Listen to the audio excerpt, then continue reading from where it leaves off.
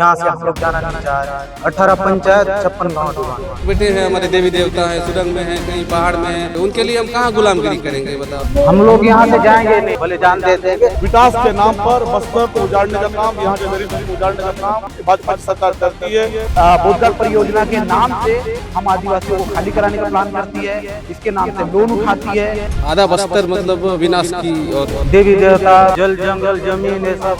सरकार एक और विकास की बात करती है, दूसरी ओर विनाश जिस तरीके से करने का काम कर रही है।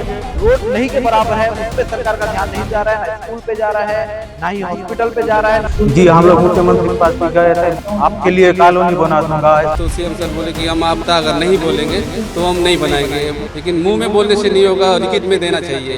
और सिर्फ चुनाव के समय हम याद आते हैं हम आदिवासी, हम सबको मार के बनाए बोधघाट। बस्तर में एक बार फिर विकास और विस्थापन की बहस तेज हो गई है। दंतेवाड़ा जिले के बारसूर थाना क्षेत्र के हितालकुड़ुम में बोधघाट बहुउद्देशीय परियोजना के खिलाफ आदिवासी समाज का आक्रोश खुलकर सामने आया है। डुबान क्षेत्र के दर्जनों गांवों से पहुंचे 1000 से ज्यादा ग्रामीणों ने साफ शब्दों में सरकार को संदेश दिया है कि जल, जंगल और जमीन उनके अस्तित्व का आधार हैं और इन्हें किसी भी कीमत पर छोड़ा नहीं जा सकता। पारंपरिक देवी देवताओं, सांस्कृतिक प्रतीकों और अपने रीति रिवाजों के साथ बड़ी संख्या में जुटे ग्रामीणों ने न केवल परियोजना का विरोध किया, बल्कि अपनी पहचान, संस्कृति और भविष्य को बचाने का सामूहिक संकल्प भी दोहराया।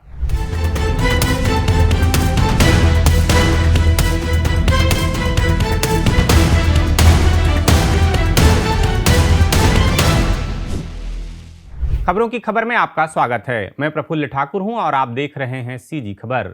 दंतेवाड़ा जिले के बारसूर थाना क्षेत्र के हितालकुड़ुम में बोधघाट बहुउद्देशीय परियोजना के खिलाफ आदिवासियों का गुस्सा एक बार फिर खुलकर सामने आया है। डुबान क्षेत्र के गांवों से आए 1000 से अधिक ग्रामीणों ने परिचर्चा में हिस्सा लेकर परियोजना का पुरजोर विरोध किया और साफ शब्दों में कहा कि वे अपनी जल, जंगल और जमीन किसी भी कीमत पर नहीं छोड़ेंगे। ग्रामीणों ने चेतावनी भरे लहजे में कहा कि जान दे देंगे लेकिन अपनी जमीन नहीं देंगे। मेरा नाम विद्याधर नाग है, मैं जनपद सदस्य हूँ, ग्राम पंचायत बिनता। जो आज बैठक हो रहा है कि किस विषय में हो रहा है? यहाँ बोधघाट संघर्ष समिति मतलब बोधघाट बंद करने के लिए हो रहा है। और ये जो परियोजना है इसका क्या परियोजना हम लोग चाह रहे हैं कि बोधघाट बंद होए। हाँ, यहाँ से हम लोग जाना नहीं चाह रहे हैं। कितने पंचायत डूबा? 18 पंचायत 56 गाँव डूबान। इसके लिए आप मुख्यमंत्री तक भी गए थे? जी हम लोग मुख्यमंत्री के पास भी गए थे। मुख्यमंत्री ने आपके लिए कॉलोनी बना दूंगा ऐसा टाइप का बोल के, आप मछली पकड़ के आप अपना जीवन यापन करोगे ऐसा टाइप का बोल के। क्या लगता है कि सरकार कोई दूसरा वैकल्पिक व्यवस्था देती है तब क्या? हम लोग यहाँ से जाएंगे नहीं, हमको यहाँ से जाना ही नहीं चाहिए, हम जाएंगे भी नहीं, भले जान दे देंगे तब पर भी यहाँ से नहीं जाएंगे। आप तो विस्थापित होंगे, तो इसके साथ साथ और कौन विस्थापित होंगे? यहाँ पूरा 56 गांव विस्थापित। इसके अलावा क्या आपके देवी देवता, जल, जंगल, जमीन ये सब, हम जितना मुंह तोड़ा ये सबसे जीवन यापन करे सब विस्थापित होगा। अगर सरकार नहीं मानती है तब सरकार नहीं मानती, हमको सबको मार के बनाए बोधघाट सभी 56 गाँव। तो इसके बाद अगला क्या कार्यक्रम करने वाले? अभी बड़ा आंदोलन करेंगे, जहाँ हम लोग रायपुर तक भी जाएंगे, मंत्री के पास भी जाएंगे, केदार कश्यप जी के पास। हितालकुड़ुम में आयोजित इस परिचर्चा में डुबान क्षेत्र के दर्जनों गांवों से बड़ी संख्या में लोग पहुंचे। ग्रामीण अपने पारंपरिक देवी देवताओं और सांस्कृतिक प्रतीकों के साथ कार्यक्रम स्थल पर पहुंचे थे। यह केवल एक विरोध सभा नहीं थी, बल्कि अपनी पहचान, संस्कृति और अस्तित्व को बचाने का सार्वजनिक ऐलान भी था। पारंपरिक रीति रिवाजों के बीच लोगों ने एकजुट होकर परियोजना का विरोध किया और अपनी जमीन बचाने का संकल्प दोहराया। 18 पंचायत है भैया, उसके बाद 56 गांव है और देखा जाए तो इसमें आधा बस्तर मतलब विनाश की और के लिए है। इसलिए हमने सभी संघर्ष टीम ने सोच के हम बोल रहे हैं कि यहाँ बोधघाट बांध नहीं चाहिए हमको।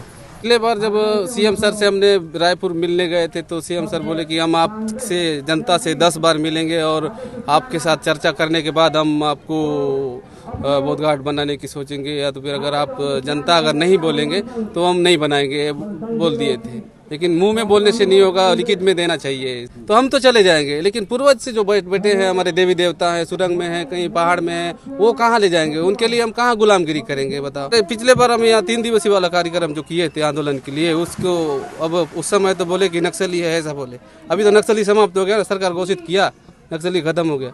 हम इसमें 3 दिवसीय क्या 10 दिवसीय भी कर सकते हैं अगर सरकार ने इस बात को नहीं माना तो। परिचर्चा में कांग्रेस विधायक विक्रम मंडावी के साथ दंतेवाड़ा की पूर्व विधायक देवती कर्मा, जगदलपुर के पूर्व विधायक रेखचंद जैन, नारायणपुर के पूर्व विधायक चंदन कश्यप और चित्रकूट के पूर्व विधायक राजमन बेंजाम भी शामिल हुए।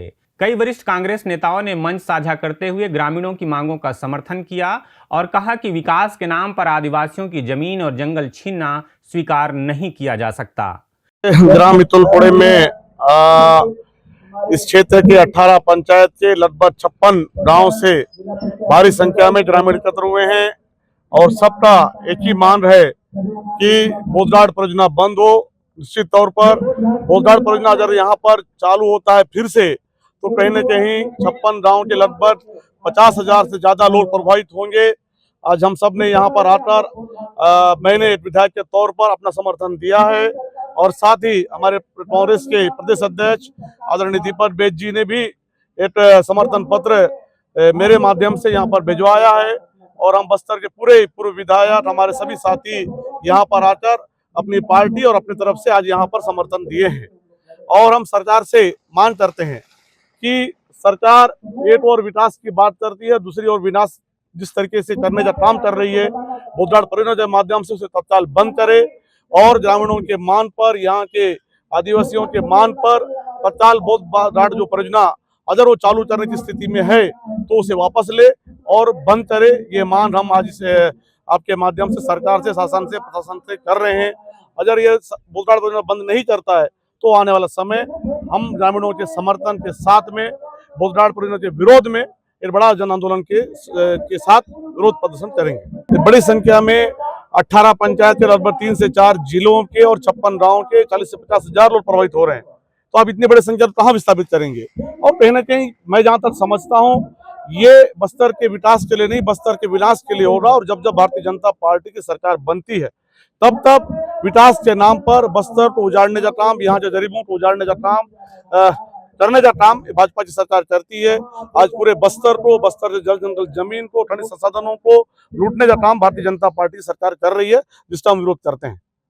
ग्रामीणों का दावा है कि प्रस्तावित बोधघाट बहुउद्देशीय परियोजना से 18 पंचायतों के 56 गांव सीधे डुबान क्षेत्र में आ जाएंगे। इसके अलावा लगभग 16,000 हेक्टेयर वन क्षेत्र प्रभावित होगा। उनका कहना है कि परियोजना लागू होने की स्थिति में हजारों लोगों को विस्थापन झेलना पड़ेगा। केवल घर और खेत नहीं बल्कि उनकी संस्कृति, परंपराएं, धार्मिक आस्थाएं और आजीविका के स्रोत भी खत्म हो जाएंगे। इसी आशंका के चलते ग्रामीणों का विरोध लगातार तेज होता जा रहा है। सभा में कई वक्ताओं ने कहा कि आदिवासी समाज के लिए जमीन महज संपत्ति नहीं बल्कि जीवन का आधार है। जंगल, नदी और पहाड़ उनकी पहचान से जुड़े हुए हैं।